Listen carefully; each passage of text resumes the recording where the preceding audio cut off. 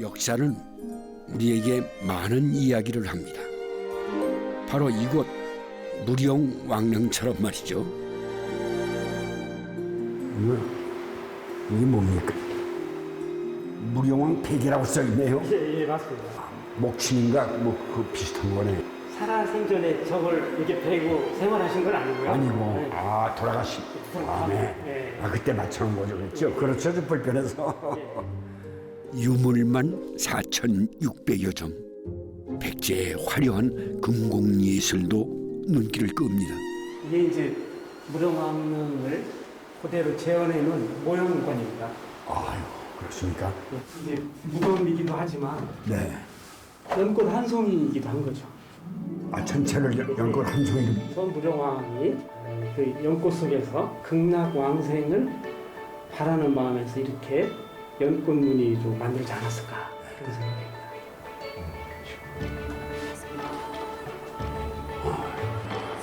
항아리 것처럼 기억이 나가네.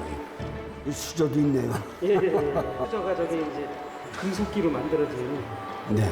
수저 중에서는 우리나라에서 가장 오래된 아 그렇군요. 오랜 세월 잠들어 있던 역사가 세상의 그 모습을 드러낸 거죠.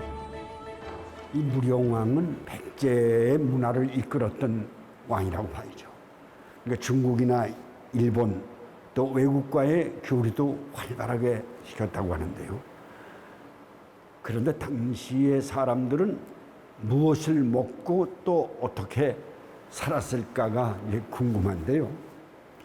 오늘은 1500년 전 백제를 만나러 함께 하시겠습니다. 베일에 쌓여있던 당시의 생활상을 들여다봅니다. 동아시아 교류의 꽃을 피웠던 백제인의 맛과 멋. 한입 베어 물면 연꽃 향기 은은했다던 당시의 밥상을 만나봅니다.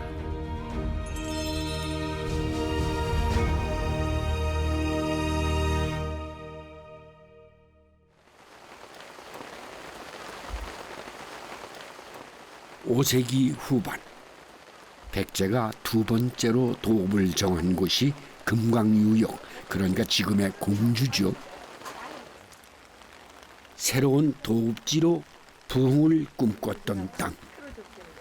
그곳에서 면면이 이어져 온 백제의 숨결을 만납니다. 안녕하십니까? 안녕하세요. 네. 아니 마당에 꽃이 참 좋은데 여긴 또 사람 꽃이 이렇게 폈네요. 이게 입으신 지금 의상이 백제 백제 의상. 백제춤을 추고요. 아 춤이요? 백제문화재 같은 경우에서는 저희 지역민들이 300명 정도가 다 같이 백제춤을 추는 아이고. 저희 어린이들도 많이 추고 있고요. 어허. 다들 즐겁게 편하게 추는 춤이에요. 백제춤. 이렇게 중대하고 다녀요. 네네. 아이고, 이곳에 와서 귀한 구경을 하네요.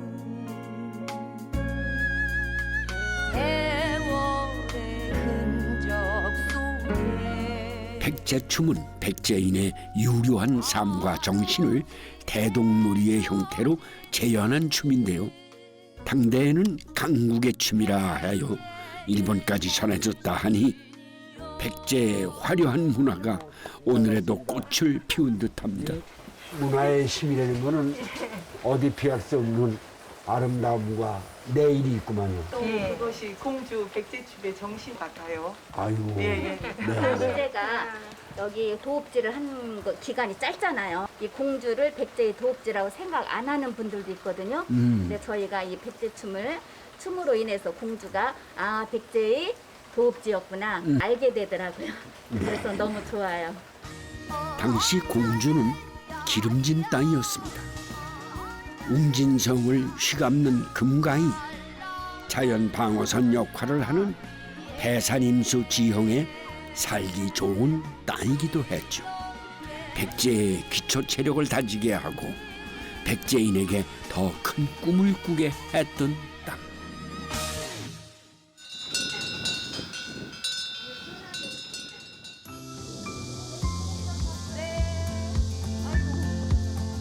백제춤 연구회 회원들은 여고 시절 동문이자 오랜 인연이죠.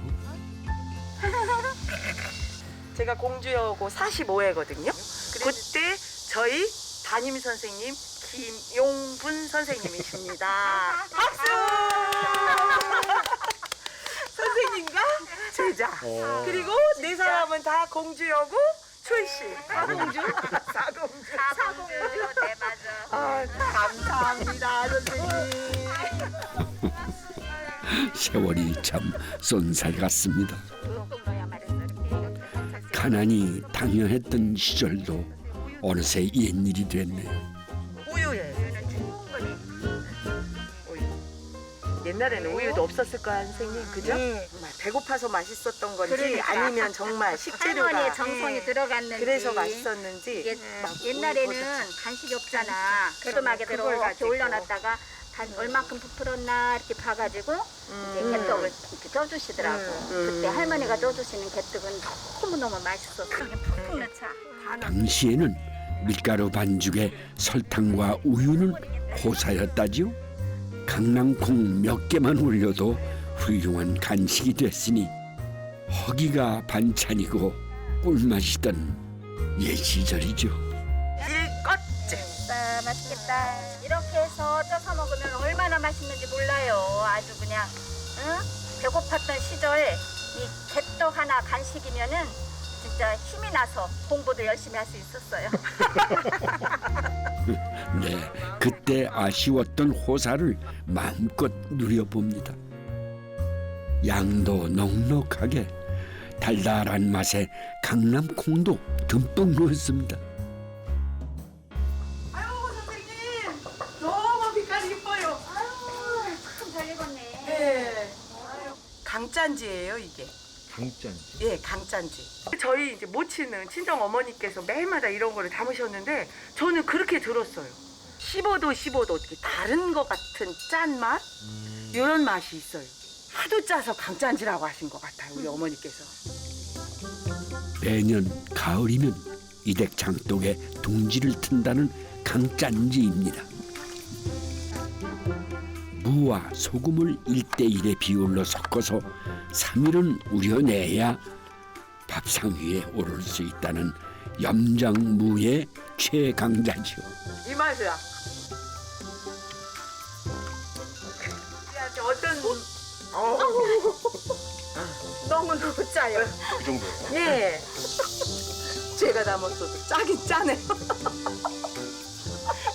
오, 요새나 음식이 흔했지 옛날에는 너무 없잖아요. 그렇죠. 그러니까 오래 보관해서 먹을 수 있는 방법으로 저장법이지요. 뭐 그래서 이렇게 짜게 담궈야지만 먹을 수가 있어요.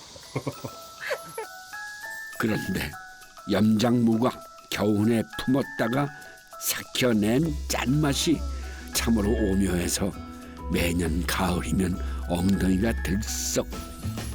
강짠지 담그는 그 손이 분주해진다네요. 무더운 여름 지친 입맛에 제격이라는 강짠지 물김치입니다. 요즘 희자 씨는 토종벼에 관심이 많습니다. 감사해야 돼. 우리가 이런 쌀을 먹을 수 있다는 게. 이게 우리 선조 때부터 시작한 버들벼라는 거거든요. 버들벼. 얘가 네, 이 버들벼는 공주 지역의 토종벼인데요. 그 모양새가 능수버들을 닮아서 버들벼라고 부르죠. 이제 흑미도 넣고 보리쌀도 넣고 귀리도 넣고 그러면 정말 이게 보양식이죠. 맛은 고소하고 쫄깃쫄깃한데 수분이 많은 것이 이 벼의 특징. 버듬이나 수분 함량이 많기 때문에 지금 보이는 정도로 물을 하면 충분합니다. 현존하는 토종벼 가운데 가장 오래됐다 하니 토종벼의 스타급이라고 할까요?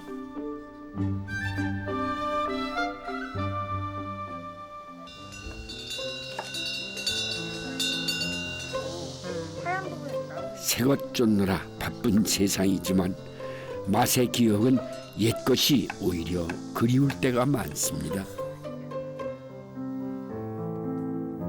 이 댁에서는 외할머니의 손맛으로 기억되는 퉁퉁장입니다. 공주는 이거를 청국장이라고 안 하고 퉁퉁장이라고 하거든요. 아버지가 일찍 돌아가셔서 할머니가 대부분 저를 많이 키워주셨기 때문에 할머니가 삼시세끼를 외할머니가 다 해주시면서 이거는 일주일에 한 번 이상씩은 먹었던 것 같아요. 실은 저가 이제 활동을 조금 하니까 저희 어머님이 얘네들을 키워줘서 입맛이 그래서 신토불이에요, 애들이. 그래서 저는 그렇게 음식을 잘하는 편은 아닌데. 아버지의 빈자리를 대신해 주었던 외할머니의 손맛. 맛의 기억으로 차려진 한상이네요.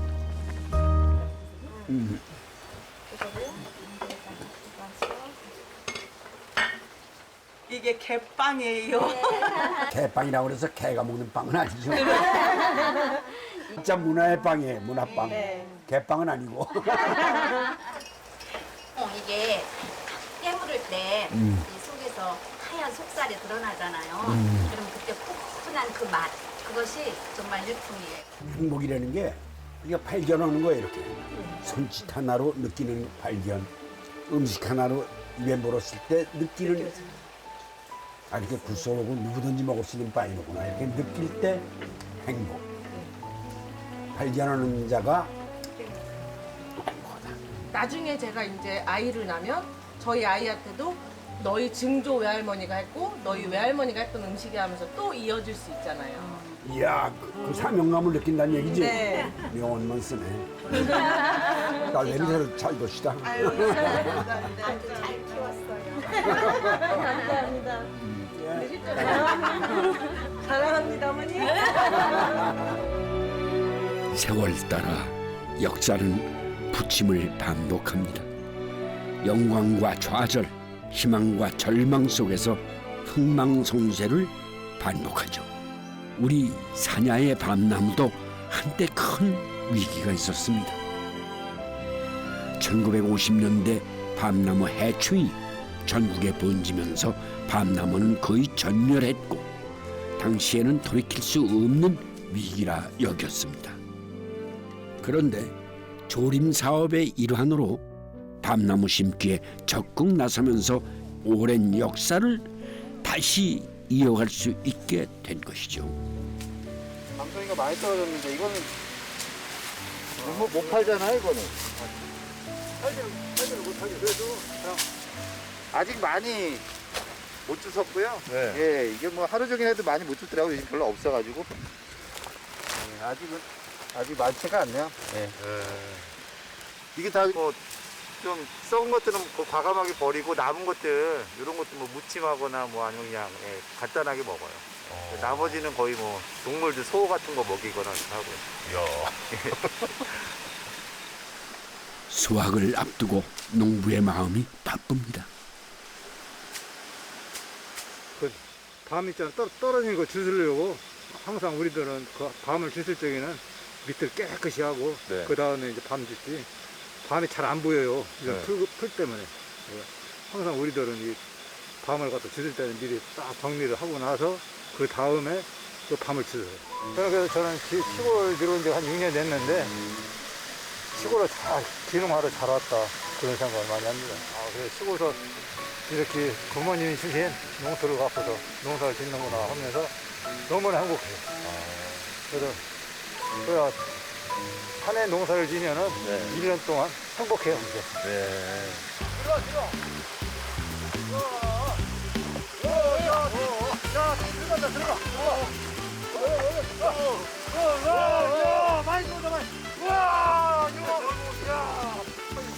됐어. 야, 중택이에요, 중택이.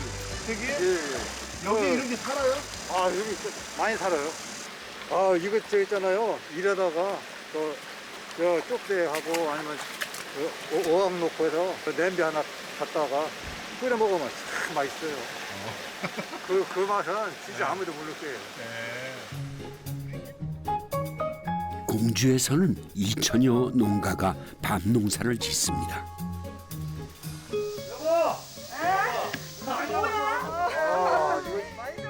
전국 밤 생산량의 15% 정도, 정진국 씨처럼 대를 이어 농사를 짓는 이들이 대부분이죠. 오늘은 밤이 아니라 민물고기가 효자 노릇을 하네요. 가재가 요새 가재가 있네. 우와. 고향 그리울 적마다 가끔씩 생각나던 추억의 먹거리죠. 안 나와요? 우리 형부가 이제 정년퇴직하고 여기 들어오신데 한 만 5년 정도 되는데 그런 거 진짜 못했는데 요즘은 완전히 농사꾼이 돼가지고 이장까지 하셔요 지금. 고향이라지만 40여 년 만에 귀향이었습니다. 농사일도 까마득한 것이 선친 어깨 너머에 오랜 기억이 전부였죠. 아내의 격려가 큰 도움이 됐습니다. 진짜 살기 좋아요. 다 있거지. 감도 많이 나고 밤도 있고 은행도 있고 호두도 있고. 예, 그래서 가을이 되면은 객지에 있는 자식들 생각이 난다고 할머니가 그랬죠. 예, 풍성하니. 효부상을 받으셨던 어머니는 작년에 먼 길을 떠나셨습니다. 그리고 자식은 다시 고향을 지키는 부모가 되어 자식들 올 날을 손꼽아 기다립니다. 민물 매운탕이 보글보글 맛있는 소리를 냅니다.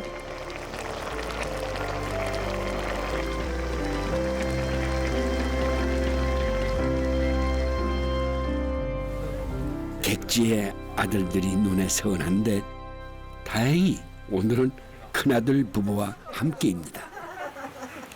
오손도손 엄마와 아들이 나란히 앉아 오랜만에 집안이 떠들썩합니다.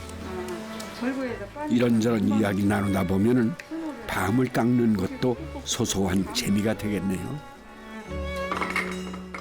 네, 올해의 첫 밤을 맛봅니다. 밤목을 하려고요. 옛날에는 도우풍에다 갈아서 이렇게 했지만 요즘 번거로우니까 믹스다 이렇게 갈아가지고 전분을 이렇게 만들려고. 밤묵은 손이 많이 가는 음식입니다. 고운 전분을 분리하려면 하룻밤을 기다리는 정성도 필요하답니다. 이렇게 갈아가지고 두면 전분이 가라앉거든요. 그러면 그 전분을 또 따르고 이렇게 계속 반복적으로 해서. 죽처럼 이렇게 되네요. 네. 연한 간불에 네. 10분 이상 끓이고 네. 이렇게 저어서 어느 정도 끓이면 이제 이게 돼지거든요. 예. 꽂아도 네. 이 정도면 된 거예요.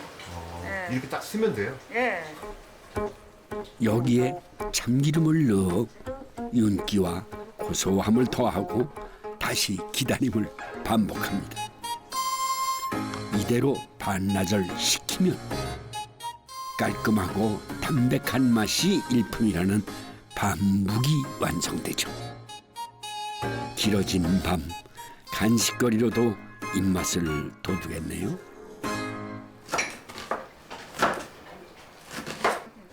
밤이 풍성하니 가을이 성큼 다가온 것 같습니다. 지금 바로 담으면 겉절이처럼 그냥 먹어요. 익히지는 않고. 예. 익혀도 괜찮지만은 즉석에서 먹는 게 더 맛있대. 밤이 흔할 때 밤은 밥도 되고 반찬도 됩니다. 생으로 즐기면 오도독 씹히는 맛이 일품이고 겨울날의 구운 밤은 매성 칼바람도 추억으로 만들어 주었죠. 예로부터 밤은 관운상제 때 빠지지 않는 과실이기도 했습니다. 좀 어렵대. 이게. 조상의 은덕을 뜻하기도 했고 귀한 결실맺이라는 의미도 있었으니까요. 하고 있어요. 가을이면은 우리가 농사를 또 이게 풍성하고 또 영양가도 많으니까 밤을 주로 많이 해먹죠. 시간만 되면 깔 수만 있으면. 예, 이 호박도 넣어요. 농사 진 거고 영양가도 많으니까. 예, 영양밥이니까. 우리가 보통 밥할 때보다 밤에 수분이 있으니까 조금 덜 넣어도 돼요. 예. 물 잡을 때? 예, 그냥 영양식으로 그냥 해먹느라고 있는 거 그냥 다 넣는 다른 과실에 비해 알은 작아도 몇 개 손에 들고 있으면 속이 든든한 느낌이라 옛 어른들은 밤나무를 일컬어 밥나무라고 했다지요.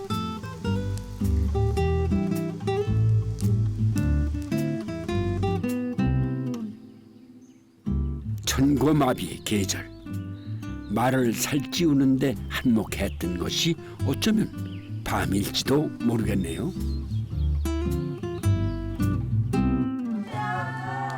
네, 귀한 손님이 왔습니다. 이리 와봐. 차마 내색 못하고 기다려온 쌍둥이 손녀딸입니다. 12년 만에 처음 낳고요. 네. 그래서 우리 이제 가족들이나 모두 다 진짜 기다렸는데 진짜 소중한 손녀들이에요. 네. 와, 하나 어땠대, 엄마? 이거 옷 해봤잖아. 엄마가 만들었대. 한창 자라는 아이들이라 눈대중으로 만들었는데 맞춤한 듯 잘 어울립니다. 와, 시원하겠다, 하늘아. 먼 훗날 아이들에게도 소중한 추억이 되겠네요. 가족의 행복한 시간이 흘러갑니다.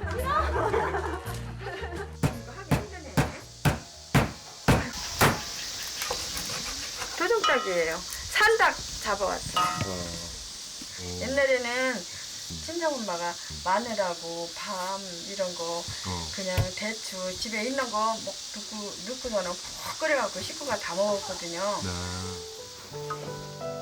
아들 자손 다복하고 살만해지니 불현듯 옛 기억이 감추어두었던 시린 가슴을 파고듭니다. 이 좋은 세상 다 누리지 못하고 떠나신 어머니가 못내 그리워서지요. 그냥 시골에서 일만 하셔갖고 항상 그게 돌아가셨는데도 걸리더라고요. 근데 항상 일한 그 모습 그것만 보이거든요.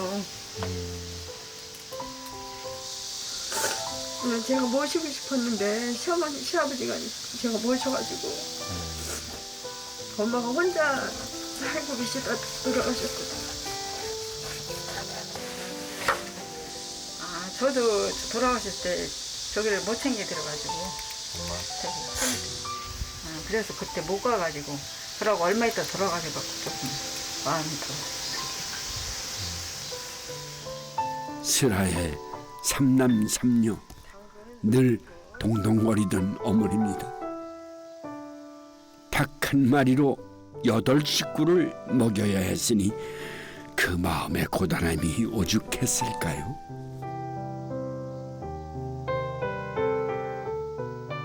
가을날의 풍요로움이 어머니에게는 가장 큰 힘이었을 겁니다.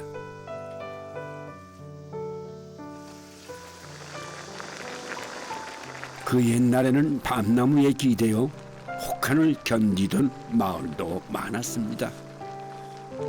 산자락에서도 열매를 맺어 돈이 나오는 나무이니 가난한 살림에도 듬직한 비빌 언덕이었죠. 밤이야, 밤. 조지야, 아빠 이거 어렸을 때 할머니가 해준 거야. 밤조리. 밤나무에는 지난날의 추억이 빼곡합니다. 우리 곁을 지켜온 고마운 나무. 올해도 밤의 계절을 기대해 봅니다. 너무 아득하여 우리와 무관한 세계인 듯하지만 옛사람의 발자취는 지금도 그윽한 향을 풍깁니다. 언니, 그 여기 꽃 이거 이쁘다. 언니, 그 옆에 있는 것도 따주세요. 이맘때 연잎이 제일 영양가가 많을 때예요. 8월달이 밥도 하고 그 돼지고기 삶을 때 너무 맛있어요. 저거 넣고. 지금 연한 거는 안 따고 지금 이게 약성 있는 거. 8월에 따야 그 성분이 있어요. 우리는 언제부터 연잎과 연꽃을 즐겨왔을까요? 와, 많다. 너무 이쁘죠? 연꽃도 뭐 음식을 해요? 아니, 연꽃 차를 만들어요, 이거는요. 너무 향기가 좋아가지고 맛도 좋아요. 뿌리는 뿌리대로 뭐 여러 가지를 하거든요. 그래서 연은 버릴 게 없어요. 작년에 굉장히 추위가 심했었잖아요. 그래도 얘네들이 고난을 겪고 태어난 애들이라서 그 꽃도 얼마나 예뻐요. 쌀을 언제부터 먹었는지도 궁금해지네요. 우리 그때 자랄 때도 이게 쌀이 흔하진 않았거든요. 그 백제 시대 때 얼마나 귀했겠어요. 그렇죠. 그래서 이거를 거의 귀족들이 상용해서 그분들만 먹지 않았나 이런 생각을 가지고 있죠. 대추, 은행, 그다음에 서리태.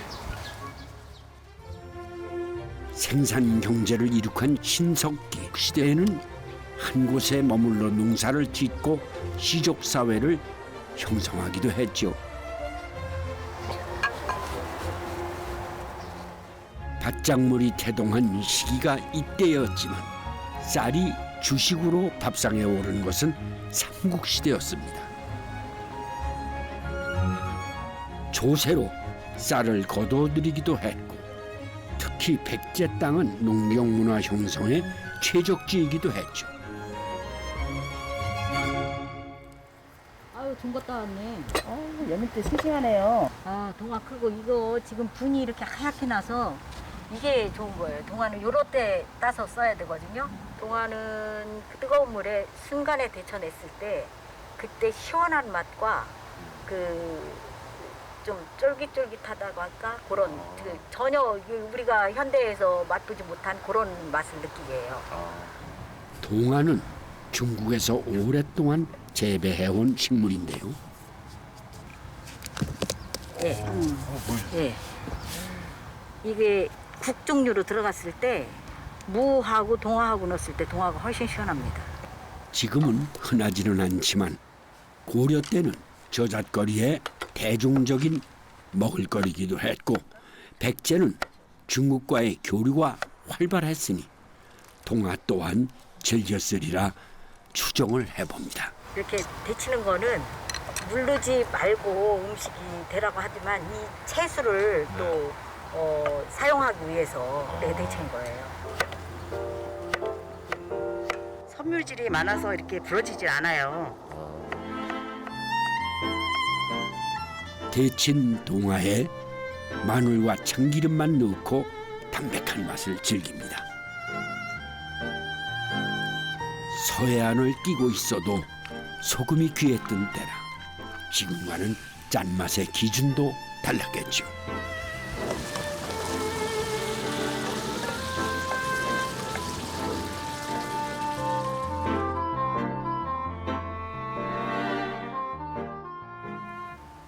동화는 누린내를 잡는 데도 효과가 있는데요.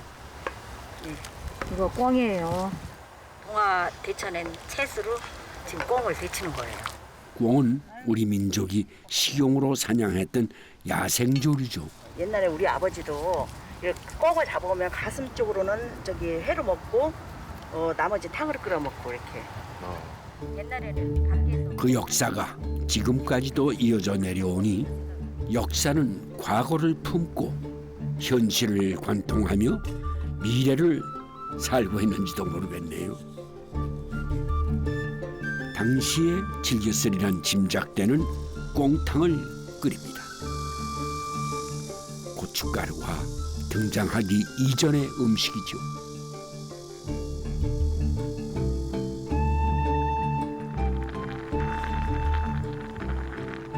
지금은 여러 가지 그 향신료 많이 넣잖아요. 근데 그때는 이렇게 향신료가 많이 들어가지 않았고 담백한 것을 굉장히 선호했으리라 그렇게 생각해요. 사실 백제의 식문화에 대한 기록은 손꼽을 정도로 드뭅니다. 당시의 토기와 설화 그리고 이웃나라의 기록으로 유추하여 그러했으리라 짐작하는 것도 많죠. 마예요. 백제 시대에 서동 왕자가 말을 팔아가지고 연명을 했다는 그런 설이 있잖아요. 네, 말을 팔아서 음식을 사고 그랬으니까 마가 많았다는 얘기죠. 말을 또 많이 먹었고. 지난한 작업인 것 같아도 역사와 현실이 톱니바퀴처럼 맞물릴 때 당대의 경험은 소중한 자산이 되어 뿌리 깊은 나무에 무성한 잎을 띄우게 합니다. 쫀득한 마에 계란물을 입히고 여기에 조를 얹었으니 흔치 않은 조리법이 현대에도 다양성을 던져주고 있네요. 서동왕자의 설화가 어린 맛집입니다. 더덕은 우리나라 각처의 숲속에서 자라는 덩굴 식물이죠. 더덕인데요. 이걸 얇게 펴서 당시에는 산삼을 귀하게 여겨 조공으로 바쳤다는 기록도 있는데요. 더덕 또한 즐겨 쓰리라 추정되는 대목이죠. 최대한 잘게 찢어야 돼요. 최대한 잘게. 얇게 찢어서 하는 걸 보풀하기라고 하거든요. 그러니까 더덕도 그렇게 보풀하게 찢어서 하는 걸 보풀하기라고 하는 거예요. 더덕은 향으로 즐기는 음식입니다. 더덕을 이처럼 얇게 저미는 것도 향을 즐기기 위한 방편인데요. 잡았어요. 센불에 빨리 볶아내야 향이 없어지지 않아요. 그래서 빨리 볶아내야 돼요. 국수나 각종 요리에 고명으로 얹어도 좋을 것 같네요. 육수를 된장으로 육수를 내서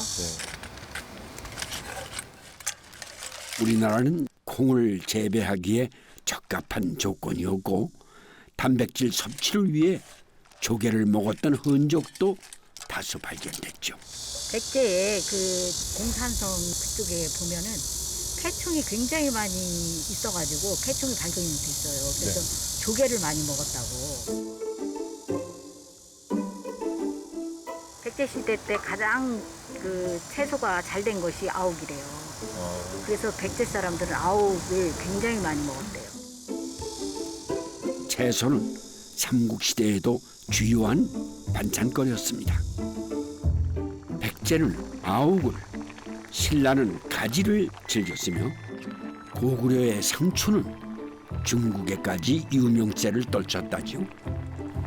신선한 채소를 날 것 그대로 혹은 익혀서 즐길 줄 알았던 거죠.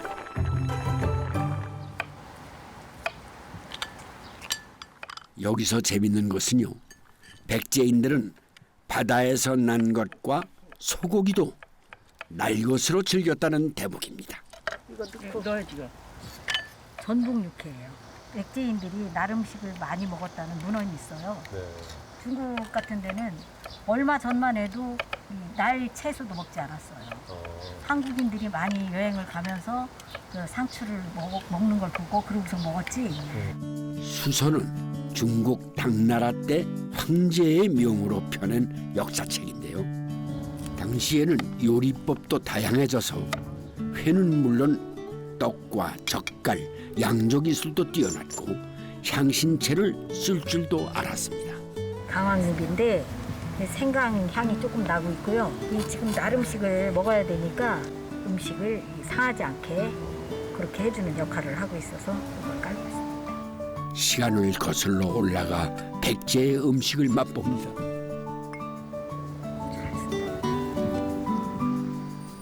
마치 타임캡슐을 여는 듯하네요.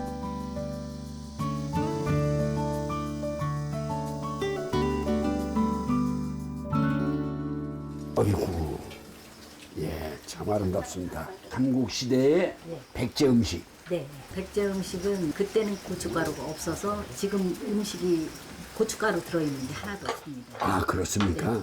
중국의 그 문헌에 보면 사신들의 그 화상을 전부 그려서 놓은 거를 보면 백제인들이 가장 검소하면서 화려했어요. 예. 상차림도 술상, 다과상 등 그 종류가 다양했는데요. 현대와는 달리 독상이라는 점이 특이하네요. 이게 지금 개인상, 독상을 이렇게 바꾸는데 우리는 다 함께 컨상을 놓고서는 이것저것 막 놓고 그러지 않습니까? 이 독상, 이 혼상, 이 이유는 뭡니까? 삼국시대 그 적화 같은 거 보면 거의 혼상이에요. 그래서 귀족들은 거의 이렇게 귀족들이 이렇게 혼상을 받은 거죠. 네. 혼상 마음 편하라고 혼상을 줬나? 남의 꽃을 먹지 말라고. 네. 어휴, 이건 연꽃잎. 이렇게 백제가 좀 검소한 줄 알았더니 이건 굉장히 화려하네요. 선생님, 네. 이게 그 무령 왕비의 머리맡에서 나온 그 찻잔이에요. 동탁 은잔이고 그때 은이 식기로 쓰였던 것 같아요. 선생님. 네. 이렇게 지금 식생활 도구도 다종 다양하게 발전되어 지금 쓰이는 식생활 도구들이 거의 그 시기에 맞춰졌다 해도 과언이 아니랍니다. 참 은은한 향이 정말 백제의 맛이군요. 네. 되게 은은히 입안에 한참 맡아야 그때 발견이 되는 거지. 네. 아, 참으로 귀한 상을 맛봅니다. 무엇 하나 전론한 것이 아니라 오랜 역사의 산물임을 다시금 깨닫게 되네요. 우리 또한 후손들에게 부끄럽지 않은 선조가 되어야겠습니다.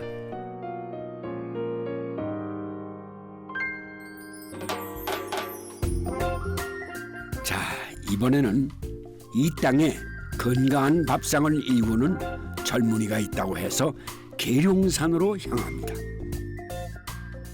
아버님 고기 많아요? 가시가 날아다니니까 조심해야죠. 사람들만 무서운 게 아니고 짐승들도 이 근처라노. 아이고, 이 수확이 보통 일이 아니겠네요. 힘든 건데 이게. 이게 천년초라 그러기도 하고 토종 선인장이라고 하는데 이게 천년이라 소리도 이게 장수식품이고 천년초는 우리나라 전역에 자생하는 토종 선인장입니다. 아버님 허리 안 아프세요? 이거 저기 여자들한테 좋은데 이거 따가지고 엄마 좀 해드려. 저희 엄마 갖다 드릴까? 오늘 운동을 잘 된 것 같아요. 아버지 열심히 또 해주시는 분인데 거름이 많이 들어가서 그래. 얼마나 효자인지 몰라요. 옛날에 어머님 계실 때도 손수 음식 다 해가지고 밥 차려드리고 그리고 아버님이랑 여기 시골에서 농사 지어가면서 같이 생활하는 거 보면 참 착해요. 네. 성민 씨는 25. 어린 나이에 귀농을 했습니다. 당시 부모님이 먼저 귀농을 했으니 2대째 귀농을 한 셈이랄까요? 저희는 이제 여기서 또 재배도 하고 이게 원체 건강이나 효능이 좋기 때문에 이제 건강 차원에서 넣고 있어요. 그러면 식감도 조금 이게 쫀득쫀득한 게 있어갖고 씹었을 때 식감이 좀 씹히면서 맛이 잘 어우러지는 것 같더라고요. 그래서 이제 천년초는 어머니가 생전에 즐기던 음식입니다. 오랜 병원 끝에 먼 길을 떠나신 어머니. 사실 성민 씨가 귀농을 한 건 농사를 짓기 위해서라기보다는 어머니의 곁을 지키기 위해서입니다.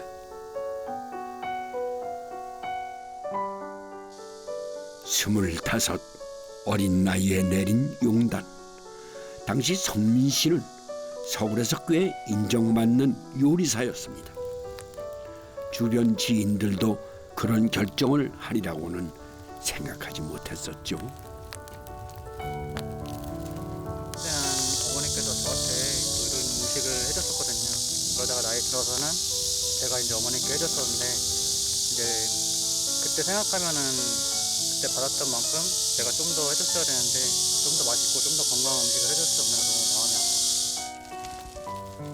건강식에 관심을 갖게 된 것도 어머니의 병환이 계기였습니다.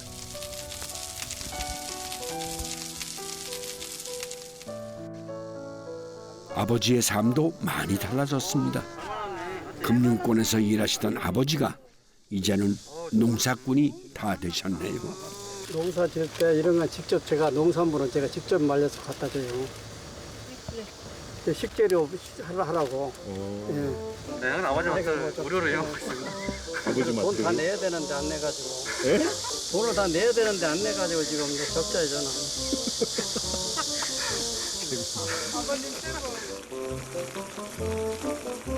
한 번씩 말린 거를 데쳐서 살짝 이제 물에 좀 불려놓으면은 식감이 이제 부드러워집니다. 성민 씨는 거의 모든 식자재를 아버지 밭에서 조달을 합니다. 평소에는 티격태격. 이것 또한 두 사람이 서로를 의지하며 살아가는 재미죠.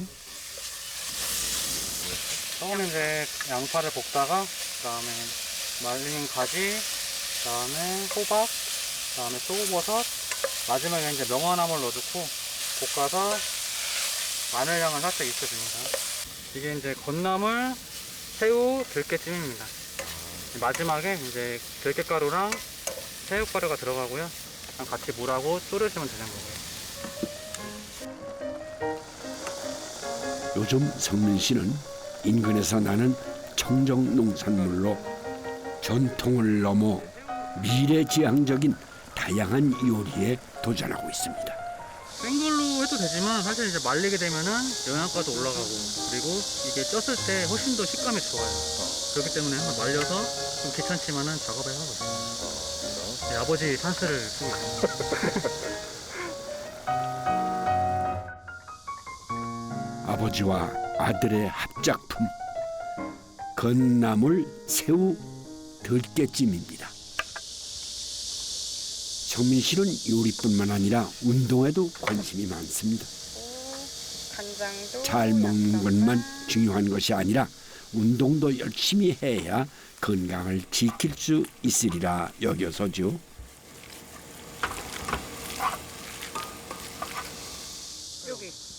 특히 토란 때는 면역력을 증강시키는데 도움이 된다는데요. 쑥갓이에요. 불고기 토란대 들깨탕입니다. 마지막에 육수를 넣고 끓이면서 들깨가루를 넣어서 이제 새우젓으로 간을 하고요. 운동을 하면은 영양이 중요하고 영양이 되면 또 운동도 받침되기 때문에 항상 공존한다 생각해요. 그래서 먹을 때 이제 비율적으로 잘 먹고 하면은 몸도 좋아지고 또 건강해지고 하기 때문에 항상 즐겨서 취미로 재밌게 하고 있습니다. 흔히 소기와 토란 때는 육개장이나 묵국으로 즐겨왔는데 이런 식의 변주도 재미있네요. 살이 통통하게 오른 밤은 또 어떤 변신을 하게 될까요? 지금은 탕수 2를 하고 있습니다. 탕수 2. 네. 이게 속이 꽉 찼어요.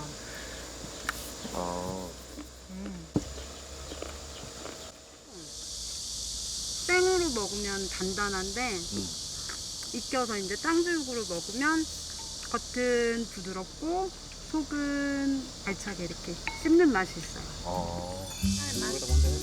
재원 씨는 20년 지기 오랜 친구입니다.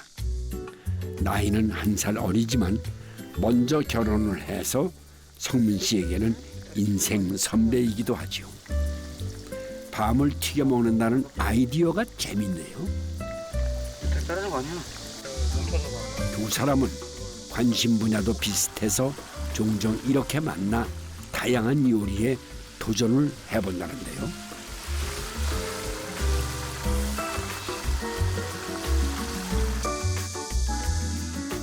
가을 버섯에 밤을 곁들인 달콤한 요리 밤 탕수이입니다.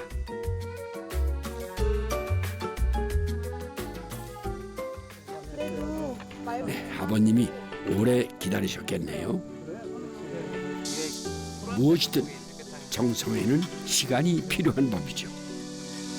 이건 장떡이야? 이것만 꼭꼭 씹어 먹어도 아버지 천천히 많이 드세요. 많이. 아이고 잘 먹겠다 야지 고맙다 야지. 많이 드세요. 가을이 전하는 한 상의 차림이 가족의 시간을 훈훈하게 합니다. 계절은 변화하기 마련이고 그리고 또 그때는 그때만 누릴 수 있는 즐거움이 있겠죠.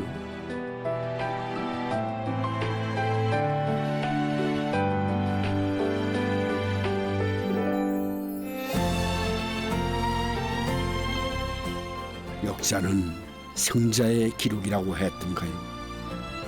하지만 유유히 흐르는 강의 언저리와 물구비마다 역사는 흔적을 남기고 소중한 발자취를 이어왔네. 너무도 아득하여 관심 밖으로 밀쳐두었던 선조들의 삶. 그러나 그 삶이 우리와 크게 다르지 않음을 우리는 역사를 통해 배웁니다. 어제가 있었기에 오늘이 있습니다.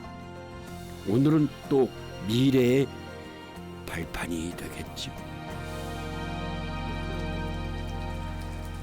이제 곧 가을이 다가오겠죠. 곧 이제 이 알밤도 수확의 시간이 되겠죠.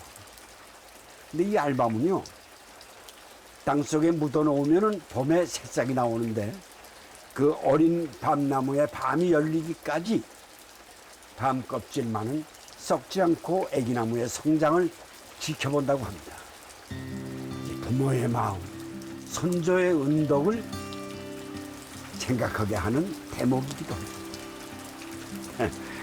공주에 와서 여러 역사의 소중함을 배우고 갑니다. 여러분들께서도 뜻깊은 시간이 되었기를 바라봅니다. 감사합니다.